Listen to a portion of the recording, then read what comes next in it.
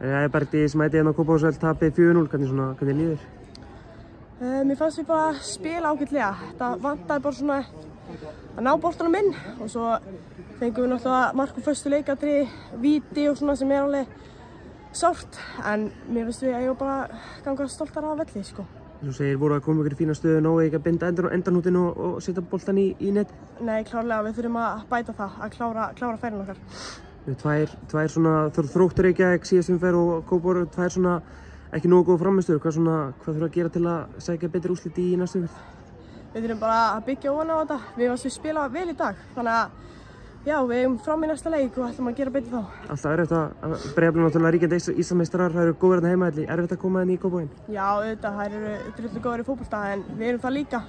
Mér finnst þessi úrslit segja ekki nákvæmlega hvernig leikurinn spilaðist en mér er bara mjög stolt af liðinu. Hvað þurfum að gera eins og segja? Hvað tekur þú gott úr leiknum í dag?